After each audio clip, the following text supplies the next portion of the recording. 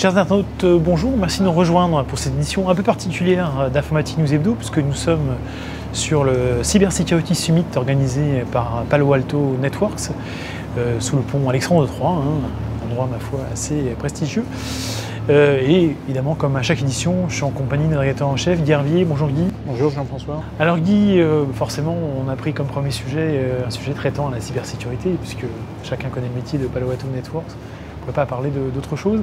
Ce qui a retenu votre attention, Guy, c'était une étude sur alors non pas les grandes entreprises traditionnelles qui sont évidemment les moyens d'être outillées en matière de cybersécurité, mais ce qu'on appelle les ETI.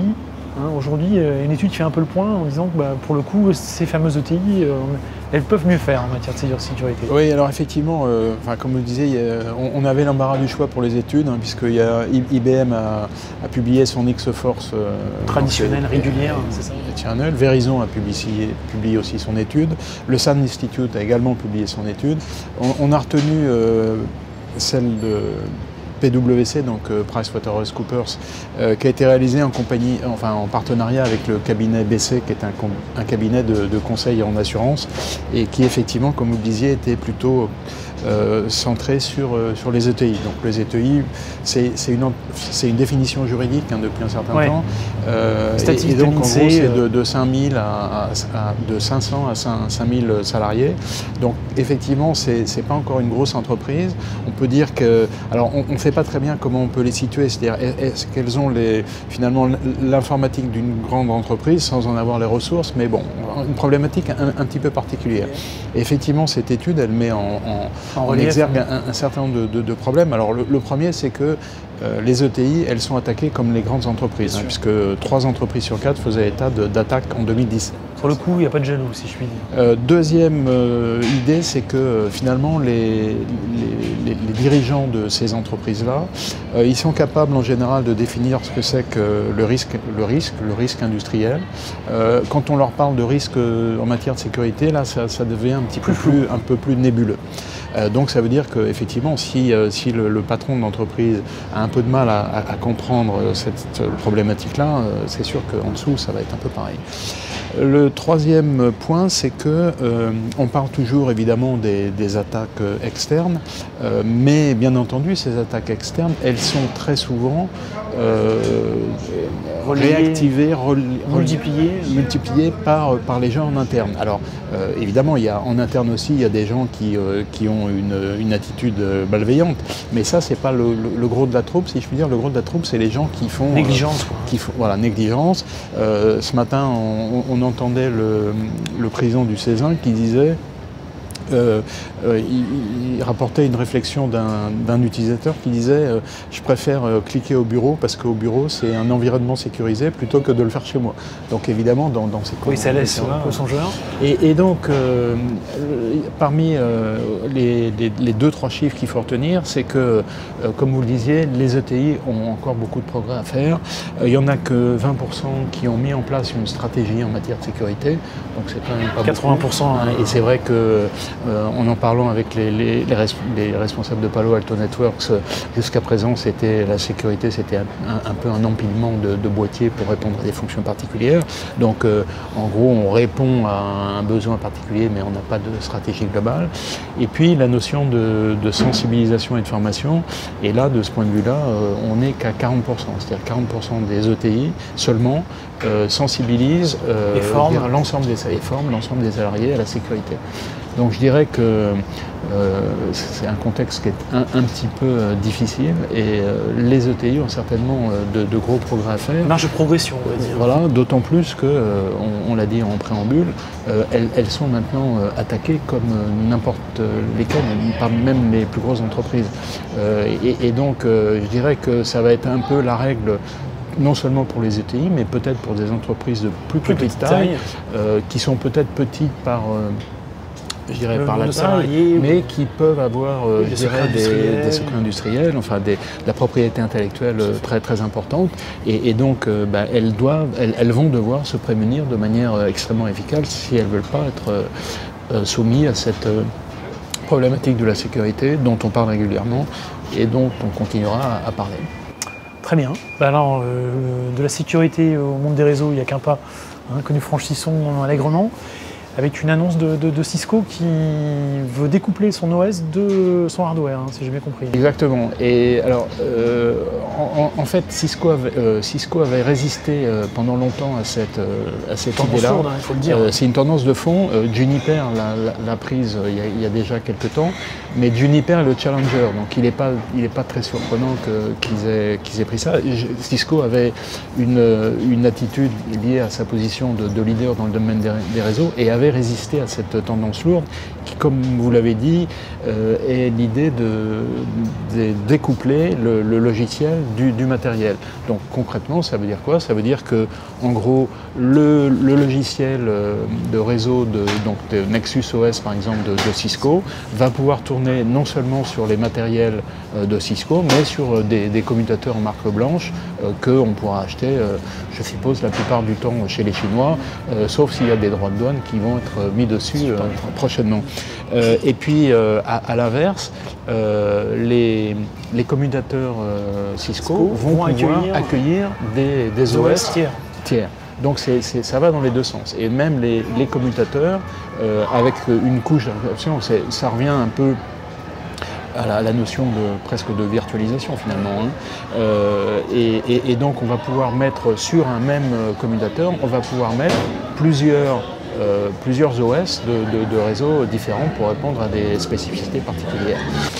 Et d'ailleurs, on peut s'étonner que finalement les équipements de réseau, enfin en tout cas les acteurs, les fournisseurs de matériel de réseau, aient tardé aussi longtemps à prendre. Voilà, parce que si on regarde finalement les serveurs, les commutateurs, ce ne sont que des serveurs qui répondent à une fonction spécifique, celle de la gestion des réseaux. Mais si on regarde les serveurs traditionnels, donc du temps des mainframes, c'était la réalité. Hein, chaque fournisseur avec sa pile logiciel qui était ancré dans le matériel et fournissait la totalité. Et puis les serveurs x86 sont arrivés et donc le découplage est VMware et ça s'est fait il y a maintenant oui, au moins 20 ans, puisque Microsoft est entré sur le monde des logiciels serveurs dans les années 93-94. Bon, et sachant que Linux et Unix existaient déjà depuis un certain temps. Donc c'est une tendance lourde, et la question qu'on peut se poser, c'est que est-ce que la prochaine étape, ce ne sera pas... la disparition, tout simplement. Voilà, le fait que Cisco, finalement, abandonne la fourniture de matériel pour se consacrer sur le logiciel. C'est d'ailleurs une tendance assez lourde qu'on voit dans notre domaine. Si on prend le cas de Nutanix, par exemple, finalement, c'est un petit peu le chemin qui a été pris. Le chemin qui a été pris. Ils ont pris au départ l'idée de fournir, voilà, et puis ils ont compris que finalement leur valeur ajoutée était dans le logiciel. On va se consacrer là-dessus, et puis on va laisser à d'autres. Alors d'autres, toujours les mêmes, hein, qui vont fabriquer le matériel et avec lesquels on va pouvoir proposer la solution au client. Il y a peut-être aussi des questions bassement financières. La marge sur le logiciel n'est pas tout à fait la même que sur le hardware. Absolument, c'est sûr. Donc ceci peut-être expliquer cela. Alors puisqu'on parle de finances, je fais une transition un peu rapide, mais un point qui a retenu votre attention, c'est le budget informatique du Crédit Agricole qui a annoncé vouloir investir quand même la bagatelle d'1 milliard d'euros. Alors effectivement, c'est même pas le budget, c'est les investissements. Oui, c'est pas le budget. Investissements supplémentaires par rapport à l'existant dans les 3 mois qui viennent. Donc c'est vrai que si on... 3 ans peut-être, non 3 ans. 3 mois, oui. 3 mois, ça aurait fait un peu beaucoup. 3 ans qui viennent.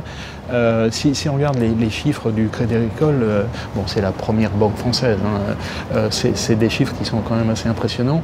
Donc en fait, c'est la CATS, c'est en gros la SS2I interne qui est là à disposition donc des 39 caisses régionales, 6 000 agences, plus la caisse nationale, et donc a effectivement annoncé qu'elle allait investir 1 milliard d'euros sur les 3 ans à venir, embaucher quasiment 1000 personnes, donc entre 150 et 200 personnes par an pour les années qui viennent, et tout ça pour aller dans 2 directions principales, développer si on peut dire le DevOps, donc c'est utiliser de plus en plus la pratique du DevOps, donc rappelons-le, est l'idée de rapprocher le développement avec les opérationnels. Et puis le deuxième point, c'est développer de plus en plus les applications pour le cloud. Donc ça, c'est la tendance globale. D'ailleurs, c'est la tendance, c'est un des thèmes de ce Cybersecurity Summit de Palo Alto Networks. Et donc, rappelons quelques chiffres du Crédit Agricole. Donc, on a 70 000 utilisateurs. 90 000 PC et plus de 40 000 tablettes. 40 000 tablettes. 40 000 tablettes qui sont intégrées dans tout ça, et 1700 salariés qui sont employés par CATS. Donc ça donne un peu la dimension et l'ampleur de ce projet. Bon, évidemment, il faudrait ramener ça aux chiffres généraux du Crédit Agricole, mais on voit quand même que ce sont là des projets qui sont quand même très très importants. Bon, bah écoutez, si il y a parmi nos lecteurs des gens qui cherchent du travail, visiblement, Crédit Agricole, on recrute. D'ailleurs, c'est peut-être une des contraintes de ce genre d'entreprise, d'attirer des talents, des nouveaux talents, par rapport à la profusion des offres qu'il y a sur les nouvelles startups. Être positionné de manière concurrente, c'est pas forcément toujours évident. Alors, on poursuit, on finit par un autre sujet qui, pour le coup, va nous occuper sûrement les semaines à venir et au-delà, c'est le fameux Cloud Act. On rappelle rapidement que Cloud Act, c'est la possibilité juridique par les autorités américaines d'intervenir sur les données hébergées par des acteurs américains, où soient situées ces fameuses données. Et l'occasion a été donnée sans jeu de mots d'ailleurs, à la justice américaine de s'en servir avec Microsoft. Voilà, alors rappelons rapidement l'affaire Microsoft. Donc c'est une affaire qui a démarré en 2014 et donc le gouvernement américain a demandé à Microsoft de lui fournir les emails d'une personne qui était suspecte de trafic de drogue. Il se trouve que ces emails étaient stockés sur des serveurs en Irlande. Donc Microsoft a dit non, puisque on n'est pas propriétaire des données, on est juste administrateur, et en plus ces données sont localisées à l'étranger. Donc il n'est pas possible. Microsoft a donc fait appel de cette décision, et la Cour d'appel en 2016 a donné raison à Microsoft. Le gouvernement américain n'a pas baissé les bras, le contraire était surprenant, et donc a fait appel à la Cour suprême, et là, je dirais que ça suit son cours, parce qu'on sait que les démarches auprès de la Cour suprême, ça prend plus de temps. Mais entre-temps, et ça a été fait, je dirais, la semaine dernière, dans le cadre d'une loi de finances qui a été déposée par le Congrès américain, et donc dans ces plus de 2000 pages de loi de finances, il y a eu un petit article qui concerne le Cloud Act, et qui effectivement concerne la possibilité pour le gouvernement américain de se saisir des données qui ne sont pas situées sur le territoire américain. Alors on sait que les États-Unis ont pris l'habitude depuis quelques années de penser que finalement le périmètre de leur juridiction, c'est pas le sol des États-Unis, mais c'est le monde entier. Et on a vu ça avec les amendes assez conséquentes qui ont été affligées à quelques parmi des banques françaises. Donc là, je dirais que ça relance un peu la question. Donc s'appuyant sur ce Cloud Act, le ministère de la Justice américaine a relancé Microsoft en leur disant, basé sur le Cloud Act, maintenant vous allez devoir nous donner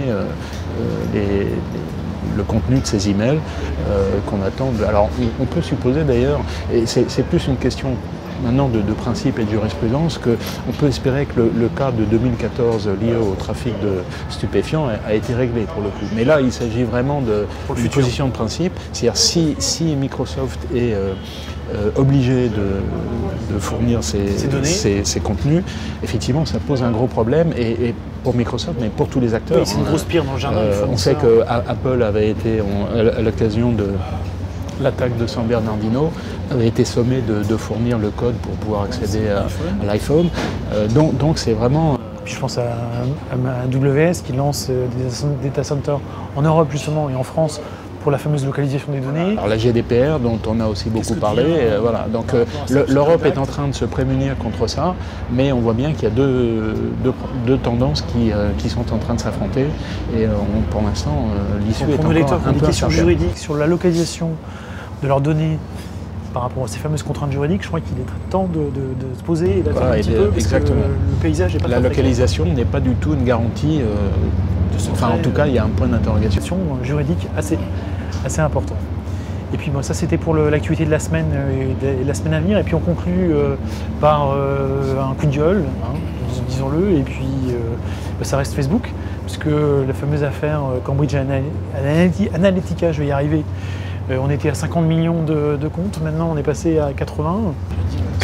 87 millions.